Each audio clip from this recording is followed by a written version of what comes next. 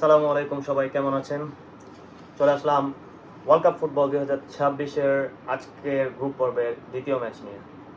আপনারা যে পেজটি থেকে আমাদের ভিডিওগুলো বা আলোচনামূলক প্রেডিকশনাল ভিডিওগুলো দেখে থাকেন সেটি হচ্ছে স্পোর্টস জোন লাইভ বিডি। আমাদের ইউটিউব চ্যানেলে চোখ রাখতে পারেন বিশ্বকাপ ফুটবল 2026-এর সব রকমের আলোচনামূলক এবং প্রেডিকশনাল ভিডিও দেখার জন্য। যাই হোক, চলে আসি। আজকে যে দুটি দল গ্রুপ পর্বের সেকেন্ড ম্যাচে মাঠে নামছে তারা হচ্ছে নেদারল্যান্ড বনাম জাপান। আজকে যে দুটি দল খেলছে আমি বিশ্বাস করি জাপান এশিয়ান ফুটবলে সুপার জায়ান্ট হিসেবে খ্যাত, এবং নেদারল্যান্ড গত বিশ্বকাপে আর্জেন্টিনার সঙ্গে কোয়ার্টার ফাইনাল যে পারফরমেন্স দেখিয়েছে আমি বিশ্বাস করি নেদারল্যান্ড অবশ্যই ভালো করবে এই বিশ্বকাপে। তবে দুটি দল 50-50% চান্স আছে আমি মনে করি। দেখা যাক খেলার মাঠে কে কি করতে পারে, কারণ কাগজে কলমে স্কোয়াড অনুযায়ী কখনো খেলা হয় না। আপনারা যদি গত রাতে ব্রাজিল বনাম মরক্কোর খেলাটি দেখে থাকেন তাহলে আপনারা দেখবেন কাগজে কলমে ব্রাজিল হয়তো অনেক বেশি এগিয়ে ছিল, কিন্তু দিন শেষে ম্যাটার করে মাঠের পারফরমেন্স। সেখানে মরক্কো নিজেদের যাত্রী নিয়েছে। চলে আসি আজকের সম্ভাব্য প্রেডিকশন নিয়ে।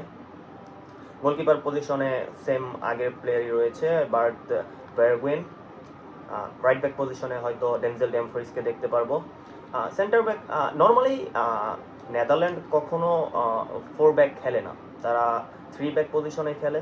সেখানে 3টা সেন্টার ব্যাক খেলে, রাইট উইং ফরওয়ার্ড একজন খেলে, লেফট উইং ফরওয়ার্ড একজন খেলে। সেই ক্ষেত্রে হয়তো আমরা 3টা সেন্টার ব্যাক দেখতে পারবো, ভ্যান ডাইক, ভ্যান ডিভেন এবং নাথান আকেকে, যদি নাথান আকে ইনজুরি অবস্থায় না থাকে। মিডফিল্ডে ফ্র্যাঙ্কি ডিয়ং এবং গ্রাভেনবার্গ এই দুজনকে দেখা যেতে পারে।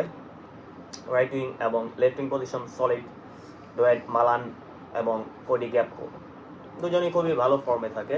নর্মালি বিশ্বকাপের সময় তারা খুবই ভালো পারফরমেন্স দেখিয়ে থাকে। অ্যাটাকিং মিডফিল্ড পজিশনে যেটা নাম্বার 10 পজিশন, সেখানে হয়তো জাবি সিমন্স অথবা রেন্ডার্স এই দুজনের একজনকে দেখা যেতে পারে, এবং সেন্টার ফরওয়ার্ড পজিশনে মেম্ফিস ডেপাইকে দেখা যেতে পারে। অপরদিকে আমি যদি জাপানের কথা চিন্তা করি, জাপান নর্মালি কখনো ওই একজন প্লেয়ার বেসিস ফুটবল খেলে না। জাপানের 11 জন প্লেয়ার যখন মাঠে থাকে দেখা যায় 11 জনের পারফরমেন্স সেম লাইনেই থাকে। জাপান খুবই কম্পিটিটিভ ফুটবল খেলতে পছন্দ করে। আর জাপানের যদি কিছু কিছু প্লেয়ারের কথা বলি, যেমন তাকেফিসি কুবো, তারপর রিসো দোয়ান, এই দুজনের দিকে আপনাদের চোখ থাকতে পারে। তবে পসিবল লাইন আপ অনুযায়ী আমি যদি চিন্তা করি এদিক থেকে নেদারল্যান্ড হয়তো এগিয়ে থাকবে, তবে মাঠের খেলায় কে কি করতে পারে এটি একটি দেখার বিষয় থাকবে।